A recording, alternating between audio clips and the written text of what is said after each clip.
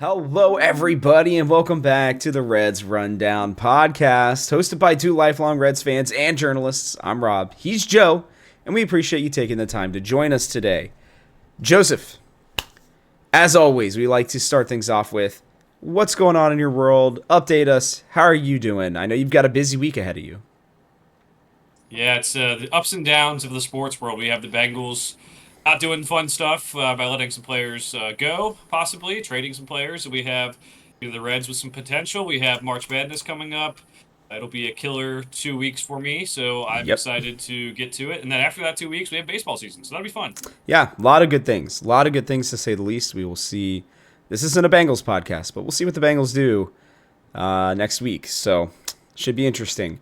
Today, we're going to discuss the spring training games, as always. This week's games, as always. We've got our top prospects. They finally posted the top 30, so we have some interesting, little tidbits to go over there.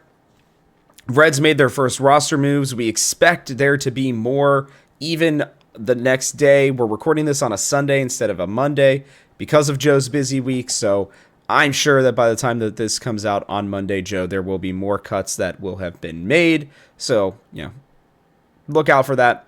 We'll look at injuries, and the Reds opening day starter is set along with the rotation, at least part of it. So we will be going through all of that. You guys are going to need to let me know in the comment section below, us, and answer this question. Joe, who is going to be that fifth starter? Who's going to be the one that's going to snag that spot? Is it going to be somebody who's injured? Is it going to be somebody who's not? We'll discuss that as well at the end of this podcast, so make sure you stick around to hear that. But let's get started with a quick rundown from this week of games. The Reds started off on Monday, right after we recorded the podcast. Not right after, but a little bit after, with a 5-4 win over the Brew Crew. Encarnacion Strand with his first double, Stu Fairchild and Reese Hines with some RBIs, a bunch of stolen bases. Lodolo struggled again a little bit. 3 hits, 3 runs, 2 home runs given up. Brent Suter recovered, though, with only 2 hits in 2 innings. Tony Santillan gave up his first run of the spring. Joe Sam Mole was also able to kind of get himself back on track.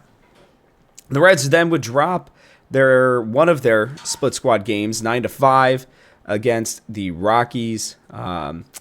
It was a tough day on the mound for Graham Ashcraft. 8 hits, 5 runs, 2 strikeouts, and only 2.2 innings pitched. Alex Young as well gave up 2 runs. Ian Jabot gave up his first run of the spring. And Tyler Stevenson and Will Benson would hit home runs. Will Benson would hit one, I believe it went 460. Is what they said, Joe. So an absolute shot during that game. Then we had the Dodgers in the night game, the MLB night game, like the big one. But it was a 4-2 win for the Dodgers in that one. Even though the Reds were up 2-1 for most of the game, they would score 2 runs at the very beginning of the game with RBIs by Ellie De La Cruz and Austin Hayes right off the bat, which was great to see. Bryce Petty showed up on the big stage, Joe, with 4 hits scattered over 3 innings, 1 run off of a home run, and 4 strikeouts. He faced most of their big hitters and looked dominant at different points. Taylor Rogers would do well. Brian Shaw would have probably one of his better games so far with only 1 hit given up. And Luis May would strike out 3 with Komar, who I do not know, giving up the 3 runs that would ultimately cost us the game. Noel V. Marte struggled in the field as well. That is something worth noting. We move on. A 5-3 loss for the Reds, dropping their record to 6-6 in the middle of the week there. Gavin Lux with another double. Jose Espinal as well. Reese Hines with his second triple. It would be Hurtubise, Trevino, and Tyler Callahan with RBIs in that game. Hunter Green would bounce back after a bad start the last time to go 4 innings, 2 hits, giving up 6 strikeouts and only 1 walk. It was Connor Phillips who would lose it, going back to his old ways as well, Joe, walking 4, giving up 4, and striking out 1. Nothing else really of note. Scott Barlow would come in and strike out 2 in his inning of work. The Reds would win against the Diamondbacks 9-6 with the weekend getting started here, Joe. Christian Encarnacion Strand hit an absolute missile into left field. It looked like he almost tomahawked the ball, to be honest with you. But his third home run of the spring, and he would add on another hit. He is batting .300, Joe, with a over 1,000 and 1,100 OPS for Christian Encarnacion Strand, something that is, again, worth noting. Ellie would have another RBI. Austin Hayes with 2. I believe he is leading the Reds with 9 RBIs now so far this season. And it was a smorgasbord of pitchers. Worth noting, Alex Young had another really bad outing, ballooning his ERA to 18 with 4 runs given up. Sam Moll would give up another run. Ian Jabot as well. Taylor Rogers looked fine. And Lyon Richardson also starting the game, giving up two hits, but with a crucial strikeout to help him get out of the inning. And then right before we recorded this, the Reds did drop to the Angels 4-1. It was a bad day offensively, but Sal Stewart had 2 home runs. Joe, Graham Ashcraft would have a good outing. 4 innings pitched, 3 hits, only 1 run given up with a walk and 5 strikeouts. Scott Barlow would also give up a big home run to Yoan Moncada. And that would really wrap it up for this week. Joe, what stood out to you in these Reds games? Who's standing out to you? What are you seeing? Yeah, I think it's Christian Encarnacion Strand. Like you said, that .300 average has been huge. That power is back in his bat. Mm-hmm. He's killing the ball right now. So that was the most impressive thing to me. I think there's still a lot to be said. There's still a lot of spring games to go. Mm-hmm. But I want to see, for as well as our young guys are playing, with Ellie having a .526 batting average right now. Wild. And Matt McClain hitting .304 and CES hitting .300. Ellie's on-base percentage is obviously good, but CES's is .318. Matt McClain's .333. More walks. More walks. I wanted them to see the ball more clearly. I'm glad they're aggressive in spring and taking their cuts. I want them to do that. But if we're going to have a successful season, specifically Matt McClain, I think CES is still going to be a little bit more boom or bust this season for us with his power swing. But Matt McClain, I think, needs to see the ball a little bit better and take some walks. So that's something I noticed kind of going into this week was I want to see the Reds have a better eye. And there aren't really a lot of players who have shown that so far. I think Gavin Lux, a veteran, has 7 walks. He leads the team right now. That's expected. Let's see some of these other guys start, seeing the ball a little bit clearly, because I think that was part of the problem last year. It wasn't just us swinging and missing. It was a lot of us not even knowing how to, see the zone. And I think that's something we're really going to have to work on early on in the season. So hopefully we keep on working on that throughout the rest of spring. And then also, we'll get to it later, but some of the pitching stuff has still been confusing for me, whether it's the moves they've made, some of the guys who might still be injured, so how they're using some different guys we thought might be relievers or starters. It's going to be, and a lot of, honestly, a part of it too is like a lot of the guys aren't pitching very well either. Like Graham Ashcraft, you said, just got rocked this week. Hunter Green hasn't pitched that great, but we have faith in him to be fine. He's, we'll talk about him later, but there's been, I think, more disappointment with the pitching staff, whether that's injuries or performance, than I think we would have expected at this point. Yeah, I would agree with you. I think it's been interesting to see, some people are stepping up, like the young guys. Chase Burns as well got his first big league action, 3 big strikeouts for him. He looked awesome, apparently. I've seen some videos of it. He did look fantastic. I think he hit 100 on his first pitch of his, technically big league career. Chase Petty looking good is nice as well. I think he's really started to, he had that year where it seemed like he was kind of figuring himself out again. It seems like he's doing that now, which is great. But yeah, walks are a big concern. I'm not too concerned about that in spring training necessarily, but in the season, it's got to be, you got to be smarter about that. What I am noticing as well with the pitching, one thing I will say is a lot of the relievers, I think, have actually looked pretty decent. I believe Taylor Rogers still has maybe only given up 1 run so far.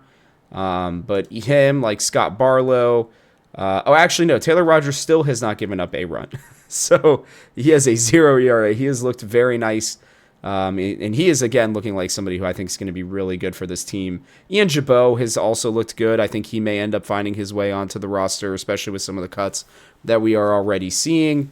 But when you have guys like that, I think Sam Moll will also figure it out. I think he might be working on, some stuff himself because he's been a little inconsistent for what we're used to, is what I would say. So, I'm liking what I'm seeing out of the bullpen guys, but like you said, I mean, Lodolo has looked pretty awful so far this spring as well. I think it's really only Nick Martinez that has actually looked pretty decent during the spring for the guys who are projected to be starters right now. Like I said, we'll get into that here a little bit later. But the last thing I want to say is, I'm not seeing as well some of these guys who are supposed to be fighting for roster spots doing anything. I mean, right now, Jacob Hurtubise is kind of beating out almost everybody. And that's just not bad. I mean, if he's your 26th guy, then I guess that's fine. He's super fast. He's good defensively, and he'll put the bat on the ball. He'll bunt your guys over too. So he's kind of like an old school guy that I could maybe see Terry sneaking onto the roster. But when you got young guys like Sal Stewart who aren't supposed to be making an impact yet, beating out guys like Rhys Hines, Candelario, Noelvi Marte, Will Benson, Stuart Fairchild, Cooper Bowman, I think has 2 hits so far. And I know that may be that's not a big deal, but his batting average is .087. He is currently one of the worst batters in baseball spring training in terms of his OPS as well. So, even Blake Dunn has been a more impactful than some of these guys. So I really want to see over these last 2 weeks, I want to see some people start to step up. You can have a struggle in the first, 2-ish weeks of spring training. That's fine. But you have got to lock in if you want to make a roster spot. You have to impress. It can't just be on the tee. Can't just be in the, batting cages. Can't just be on the backfields, right? When, these spring training games are for you to impress and to get ready for the season. And I think some of the guys who are questionable are not showing that right now. And they're going to probably get dumped down to AAA, and we're just going to have to hope they figure it out down there. Yeah, I like what you said there. I think Will Benson played pretty well for a guy who is fighting for a last roster spot, but there's a lot of guys who maybe had a chance or maybe had time with this last year who aren't playing well. Yeah. I know we talked about it last week, and we said Benson would probably be the last guy on the roster by default. But I think I'm kind of flipping, which is weird because Bill Benson had that big week, right? But yeah, I think because Stu doesn't have any options left, and if Spencer can't be 100% healthy, and we'll need him against left-handed pitching, I think Stu might be the default. Either way, it's Will one Benson's of the two of them. Overly impressive. Yeah, someone's going to be the default pick, but you would like to see Will Benson keep this streak up to kind of maybe win the job. You'd like Stu to step it up a little bit. He hasn't been that impressive in spring either. So I'm with you. There's a lot of guys who, it's good that we're seeing CES. We both thought he'd be on the roster no matter what to start the year. Yeah. But he's playing well. For a guy that had some question marks after last season. But there's plenty of these guys where it's I would love to see just a little bit more during spring training when, don't forget, I know you're not going to forget, Rob, but people out there, don't forget, some of these guys are going up in at-bats against guys who aren't going to make these rosters for other teams. It's going to be guys you've mentioned several times, guys that are very low in our system pitching against some other teams, really good players. That's how it works. If you can't get hits against these guys, how are you supposed to figure it out? So really need them to pick it up soon. Really need them to, if they do go to the minor leagues to start, which is what it looks like, need them to kind of figure it out down there. Maybe they're just slow starters like we always saw with our guy, Joey Votto. Yeah, look, Votto would bat 100 for the first spring training, 2 weeks plus. And then the next thing you know, he was a 300 guy, an on-base, 400 on-base machine, right? So I'm fine with this for now, but I do think it is worth noting. This week, Joe, we have the Padres on Monday. It looks okay. Yeah, no, just them, and then we'll have the Rockies again on a Tuesday, and the Rangers again on a Wednesday. Thursday we'll have the Athletics. And then we'll have a split squad against the hapless, and I am going to call them that already, White Sox and the Diamondbacks. Then we'll get the Royals. And then we will have another split squad game, kind of, where it's the Reds will play the Mariners, and then the Reds prospects will play the Brewers prospects during the spring breakout game on Sunday night. So some interesting games for you guys to kind of take note of. You'll see the Padres, you'll see the Rockies, you'll see obviously all these teams, but you'll see them more often, the Diamondbacks as well. The spring breakout game should be fun. They announced the roster for that. A lot of our guys, names that they're all going to be down there playing. So if you want to learn more about future Reds prospects, not even just top 30, but guys who could be making an impact in general, because I want to remind everybody that just because, it's a top 30 list, that doesn't mean that there aren't guys who have had good and great impacts in baseball who were not on those top 30 lists. That happens kind of regularly, to be honest with you. So keep that in mind. And then, Joe, I will remind everybody that on Thursday, after the Athletics games, or right around then, we will be exactly 2 weeks away from Reds baseball. So this is actually our second to last show, Joe, where we are going to be in spring training. After that, we'll be talking about real Reds baseball. So very excited about that. Got some good stuff coming up. Let's move on to the top prospects, speaking of. So I'm going to quickly read them down. You tell me who stands out. Just bigger notes here. I'm not going to go past the top 10. But Chase Burns, Rhett Lauder, Sal Stewart, Cam Collier, Edwin Arroyo, Chase Petty, Alfredo Dunn, Sammy Stafura, Tyson Lewis, and Ricardo Cabrera make up the top 10. Some other names that you might know because you saw them last year: Julian Aguilar, Luke Holman, Connor Phillips. Let me see here. Luis May has been talked about quite a bit. He is there at 20. Big Sugar, also known as Zach Maxwell, there at the 23 spot. Tyler Callahan, who has been having an okay spring himself, there at 29. Joe, anybody else who stands out? Anybody you want to talk about real quickly? I have two people who I definitely think would be worth discussing, and maybe even the Reds' first round pick from this past year. Obviously, feels like worth a discussion. Yeah. No, I think I don't have anyone I want to point out that we haven't talked about maybe before. I think for me, when I see these lists, it really does show how in we are. I really do like our top 4 to 5 guys, and then there's like a huge drop off for me in terms of what we can expect and some of the guys after that. So, I think Sammy Stafura, we talked about, like, had a pretty good year last year, but like there's not a lot of guys who are ready to come up and impact the team right now. No. And then there's also, in terms of after our top 5, I don't see a ton of potential, a ton of like, hey, this guy might turn into a star.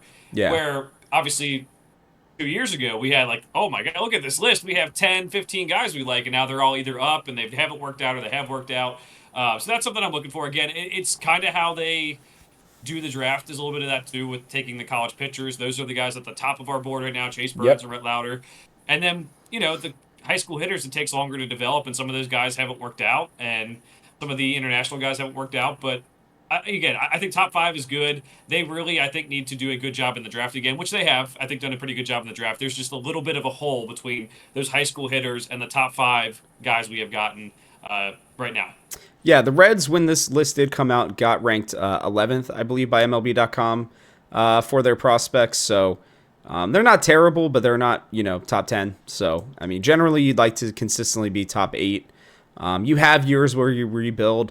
A lot of people think that a lot of these prospects will be taking steps. I mean, if you just look at the list, Joe, almost all of them are like rookie or A-plus guys. So you got a lot of time for them. I think Chase Burns, I know, will be technically at the rookie level, but I wouldn't be surprised to see him in the MLB by next year, potentially even late this year as well. Couple names I want to quickly call out. Sal Stewart, we already knew this, but, he has jumped up to that number 3 spot. I've been hearing more and more people singing his praises, Joe. Like more than just, we talked about last week, we're not going to let Manny Machado really, influence our mindset on Sal Stewart, but I see a lot of people like him. He got the first hit in today's game as well. His swing is pretty solid, to be honest with you. A good mix of power with contact with him as well. We'll talk about Cam Collier here in a little bit. Chase Petty, like I said, coming back up, which I think is really nice. Tyson Lewis, our second round pick from last year, they seem pretty high on him. We'll see what happens with him. And then the last guy that I want to call out real quick, because I said I don't remember any notable catching prospects. Alfredo Duno, I'll give him his respects. He's only 19 years old, but Big kid, big arm. They think he could be pretty solid, actually. So that is probably the guy they're targeting for the future here. We'll have to see if they feel confident that he can be that guy. But his ETA is 2028, so quite a few years away, to say the least. We could have multiple catchers before this guy makes it up there. But I did at least want to give him a shout out, because I think last week I was like, I don't even know of any prospects. So I did know of Alfredo Duno, mostly for his bat. And that's probably why I didn't know he was a catcher. I could even see them maybe moving him, honestly, to first base in the future. But that's okay. So yeah, you could take out a 6-year car loan and be halfway through it by the time he makes it on his ETA here. But important to note that I think I was on the Jim Day podcast. Jose Trevino said that he thinks he's going to be a star. So again, maybe I'm a little bit short-sighted with my top 5 versus everything else. I think maybe he could be a star, but again, it's so far away for some of these guys to project, and it's really impressive that he is ranked as the 7th best prospect already with that ETA. But it also kind of like good timing too. Like that'll be, if he does get up to 2028, that'll be when Stevenson's slowing down, probably catching wise, and something that we'll kind of watch out for there. And yeah, Sal Stewart hit the ball pretty well so far in his minor league career, so let's see if we can keep that up. I don't have a huge problem with him jumping Cam Collier and Edwin Arroyo, to be honest, over the last year or so.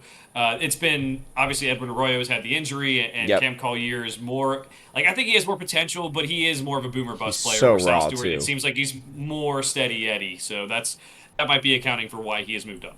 Last one I'll put up here real quick is Austin Hendricks. Does not make the list after many years. This may be the last time we talk about him, but huge power, but just so many strikeouts that it's seemingly unlikely that he will make his MLB debut. And if he does, talk about boomer bust. He may just accidentally find his way hitting 35 home runs and sticking around, or he'll hit 2 or 3 huge mammoth home runs and strike out 40 times. So we'll see. He is one that's worth noting. And for any of you who are asking about Noel V. Marte, we talked about this earlier. He is officially off the list because he has enough at-bats, I believe, to technically not qualify. So he is no longer on the prospect list at this time. Either that or he was just so bad last year that they decided to take him off, which would be shocking. I would really be surprised by that. So quick couple Reds roster moves. Joe, first cuts came out here. We have Jose Acuna, Edwin Arroyo, Cam Collier, Ivan Johnson, Hector Rodriguez, Michael Troutwine, Josh Stomont, and Luis May have all been sent down so far. I think some of these make sense to me. Arroyo, Collier, and Hector Rodriguez all make sense in just the way that they are trying to get them ready for their seasons. I think a couple of them are going to be starting off in double AAA, so I think they're just kind of getting them ready to go get sent to their teams. Start seeing consistent minor league pitching. Right, probably start playing them every day in the minor league spring training games, I would assume. So, no surprises there. Big surprise to me, though, Joe, was that Josh Stomont was already sent down. He looked okay so far in spring. I was a little surprised. I know they signed him technically to a minor league deal, so I think I think they're just stashing him, to be completely honest with you, Joe. But anything that stands out here, anybody else you think might get cut? I guess soon. I mean, we could guess just about anybody, but anybody. I think I just take the inverse of our roster predictions, and that's, I guess, you would think we're going to get cut if you want to go back and listen to other episodes. That's a good point. And with the caveat that it might be Stu or Will Benson now, more so than maybe we thought last week. And yeah, Josh Stomont was the one that I was kind of surprised by the most. I thought that he would maybe be a guy that keep in camp a little bit longer to see what he has and kind of battle in this bullpen, because again, I like the bullpen. I don't love the bullpen, and I think there's definitely a number of people we talked about who could be like fit into this bullpen picture, but it's not like there's like star-studded bullpen whatsoever. It's gonna be a lot of guys who are good, just not great. So I would have thought they'd kept him around, see if he could compete for a spot at the back end of the bullpen, to be honest. Yeah, I'm looking now. He didn't pitch at all this week, so I guess maybe they knew that was happening, or maybe he's got a slight injury, and they're deciding to just send him down to minor league camp for now. But yeah, he did not pitch this week, so that's the big one. We'll see what happens. There will be more cuts. We'll have them for you next week. Expect over the next probably 7 days for them to cut down pretty substantially. They'll probably have like maybe 28 to 30, so they'll probably cut about another 20 guys. I'd expect at least 10 tomorrow. Injury-wise, Spencer Steer got a good update. They still don't know if he'll be ready for opening day, but the injection sounds like it's working. I don't know. Terry Francona, I believe, used the word great or better than expected or something in that realm. So good update there for him. Speaking of Cam Collier, he did hurt his thumb on a tag play. He tore his UCL, not the one that's in his arm, but the one in his thumb. And he will be having a thumb surgery that will keep him out for about a month plus. So I guess let's talk real quick about Spencer Steer. Joe, a lot of us are trying to figure out what's going to happen. He said that he's never even been on the IL in his life, is what I read today. Or at least that's what he said. And, it kills him to not be potentially available for opening day. I will say if things are progressing the way that they said, apparently, and I didn't know this, I thought that it was every time he threw the ball it hurt. It was the getting ready motion, and then that was what was hurting. Apparently, the actual throwing motion was fine, the hitting motion, so the going forward part was fine. It was the, winding up and the getting ready to throw, which would, point to something in the back of the shoulder, most likely to me, Joe. It still worries me about a small tear. To be honest with you, it reminds me a lot of the Matt McClain stuff where, he ends up needing that, all-important surgery, but I'm hopeful that that's not the case. The update made it sound like it was much better than they thought it was going to be so far, and that they're expecting him to actually even potentially take swings and start playing again this week. So we'll take that, right? I would assume. That's good.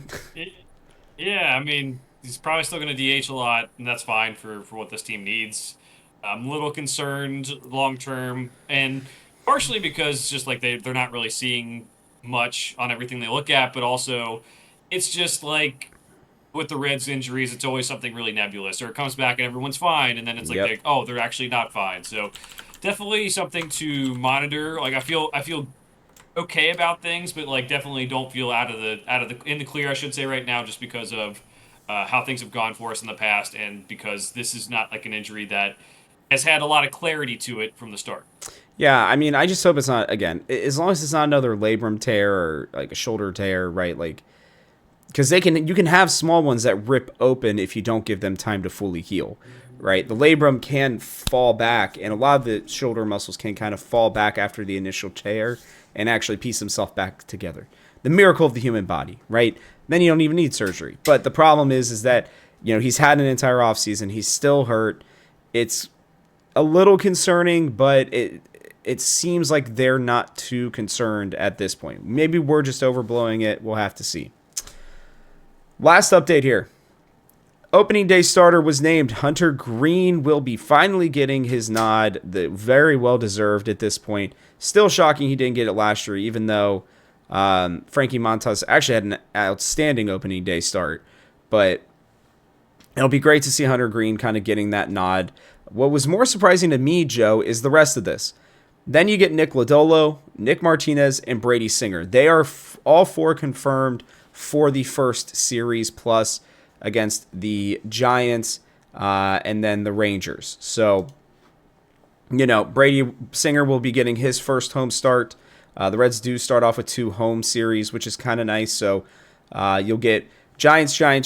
So you'll get Green, Lodolo, Martinez, and then Singer most likely, because they have the off day, they'll probably go back to Hunter Green on April the 1st, and then Lodolo, and they'll probably go through the rotation one more time and then decide on what they're going to do with this 5 spot, Joe. But I am intrigued at this point. Like, what is going on, right?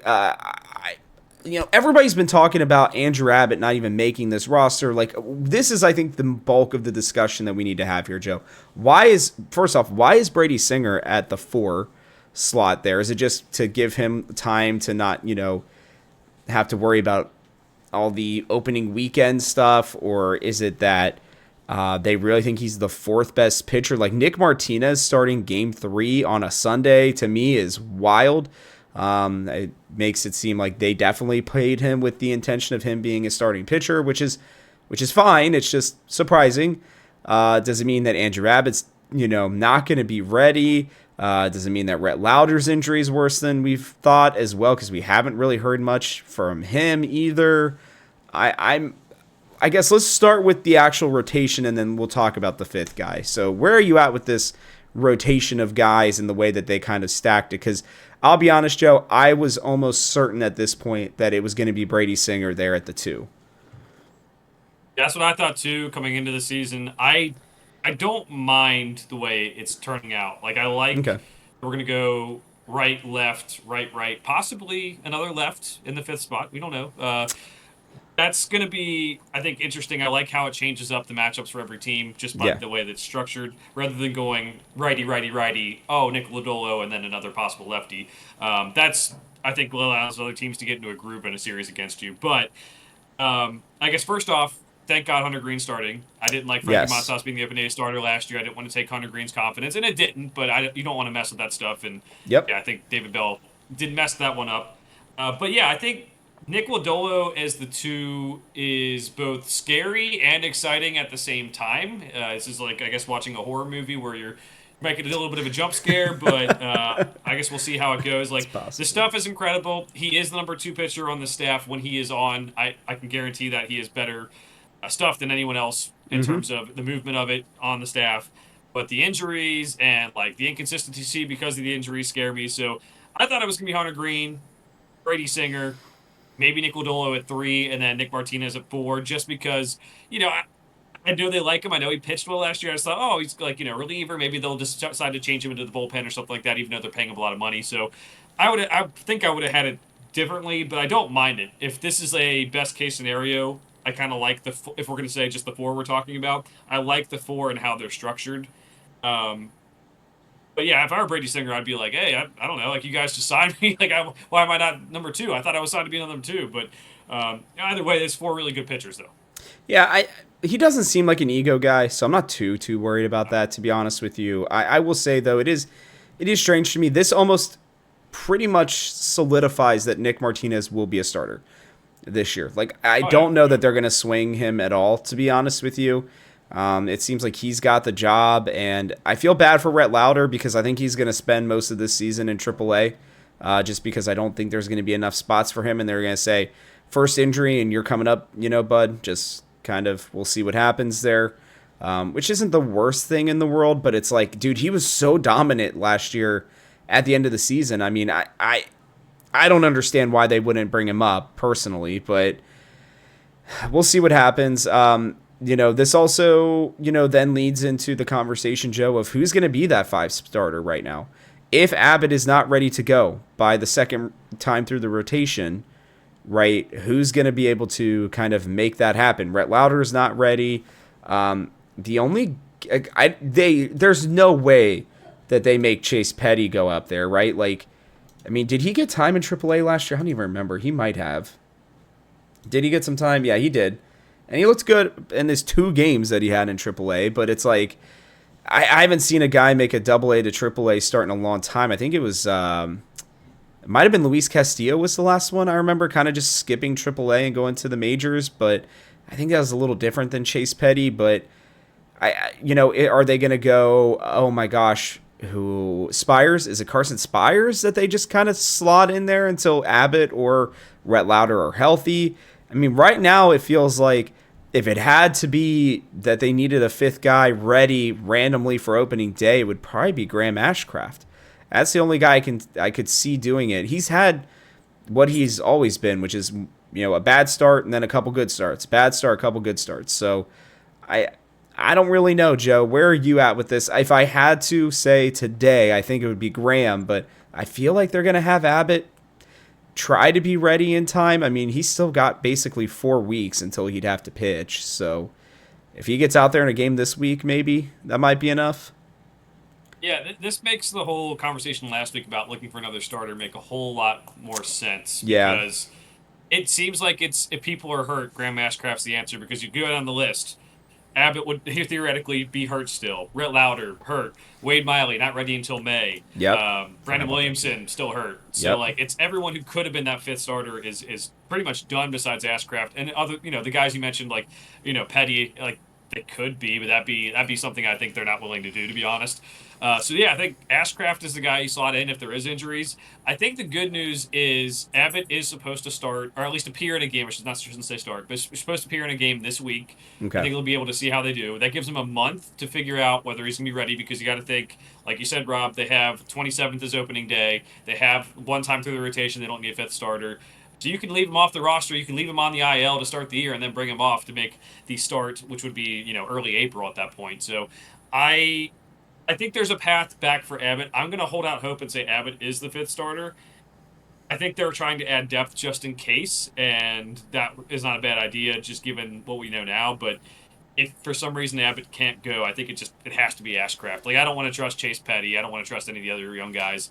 Yeah. We've seen flash. We've all seen flashes out of Graham Ashcraft. We know. I still think he's better as a reliever if he gets spent some time to work on it. But I think that if you can get good Graham Ashcraft, because he has his up and down months in a way that I don't think I've seen from any other pitchers out there. If we get a good month out of him as the five starter, and then Abbott comes back and we send Ashcraft to AAA and either have him keep on working on being a starter or move him to reliever and try working on that. That's, I think, good for this team. It does make you wonder though, like, yeah, if all these guys are injured already, what happens if Hunter Green gets injured or Brady Singer gets injured or both of them get injured? And then it's like, oh, yeah, we are kind of screwed. So definitely some concerns. But yeah, I think you're right. It's Graham Ashcraft if the things stay the way they are. It'll be very important. I know I'm the guy who doesn't really care about spring training, but to watch guys like Abbott, like, does he have it? Is he injured? Yep. Does he have his velocity? Not that he has a lot of velocity anyway, but does he have it enough to get hitters out? That's going to be something we have to watch this week when he gets his chance. It's gonna make this Wade Miley signing, I think, look really good. They're gonna get to May and they may need somebody, and dude, that old crafty lefty can probably come in and give you almost like a full season's worth of solid starts. He may not be a superstar, but I'm not gonna lie to you. The more you talk and the more I think about it, the more I'm like, man, Wade may be coming back at the perfect time, because all it takes is like one more injury, and they're like, we're not gonna waste Chase Petty's eligibility and not eligibility, but you know what I mean, contract years. Excuse me, wrong Yeah. stuff. They'll put Wade Miley in there, and they'll be like, all right, dude, you've recovered. Like, you go out there and give us 6 innings every single start if you can, and he probably will. So, loving that signing. And Brandon Williamson, I don't think is expected back until like July, maybe at the earliest. So, maybe another lost year for him too, unfortunately, because I'll be honest with you. I think if he was healthy, I think he'd be even pushing for this 5th spot, just because I feel like he was really finding a groove before that injury, man. The double injuries, to be honest with you. So, yeah, I mean, I think that's it. I don't think there's really much else we got to talk about for right now. We'll see what happens. Like I said, we're going to be getting some more cuts this week, and then we'll have that conversation next week. And then after that, Joe, we'll be talking final roster spots in opening day. So that's really exciting. I'm pumped about it. Do you have any final words of wisdom before we hop off here for the evening? Just the usual fun fact, as always, we have Chris Sabo as the Yep. Grand Marshal of the parade. Michael Waltrip, a NASCAR driver, a former Crazy. NASCAR driver, I should say, is going to be the honorary Grand Marshal, or his whatever, Vice Grand Marshal, whatever it is. Yeah. I'm not a big parade guy unless you win a championship. We've not won a championship, so I'll be walking by the parade to go to the banks to watch the game probably. But it's good to have some of these guys back, and we do know. His daughter Annie Sabo is not returning this year. I believe. She I think it was is. reported. No, they She have is? Okay, good. she has confirmed that she'll be doing like 40 to 60 games this year. They just Okay, didn't originally announce she it. was. Yeah. Yeah, she was supposed to be out, and now she's. That's good that they brought her back in because she did a really good job as well. So either way, they're bringing the Sabo family back together. It'll be fun to watch. Sabo, obviously. Yeah, that would be pretty famous awkward if he was doing it and they had just let her go. Yeah, well, what's weird is, just quick caveat to this. I read the report on this. Apparently, they had told her that she was, like, for sure back when they made that announcement, and they just didn't include her in the announcement. So then she got confused and talked to them, and they confirmed that she was still coming back, and they had just forgotten to announce her, apparently. So, Makes and they sense. still haven't announced her. So maybe everybody's wrong. Who knows? At least as far as I can tell, I don't think that they've officially announced her back. I think she announced that she was back, but I don't know that they have. So we'll see how that plays out. I guess we'll find out on opening day. She may be there or not. We'll find out one way or another when we get closer. But no, it's always good for Chris Sabo to come back. Rookie of the year, Yep. obviously famous for the goggles. I think he managed around a little bit in the minor leagues, and I think maybe college baseball too. I don't know, I have to look that up, but famous for that, and the famous bouncy ball bat when his bat broke and bouncy balls came out. That's always fun. But part of that 1990 World Series team, and I think maybe going to bring some good juju to this Reds team as well because. God, I mean, I don't even know who the last person we could bring back other than someone from the 1990 team who would be great for this Yeah. position, obviously. So, yeah, good for him. I'm excited for him to get this honor, and hopefully it goes well for the Reds. Yeah, we can only hope. We can only hope. So keep watching for some of these players. Keep tracking some spring baseball. But opening day is coming up soon. So, yeah, we're looking forward to the season, to say the least. But that will wrap it up for us on this episode of the Reds Rundown Podcast. So with that, guys, we'll catch you on the next one.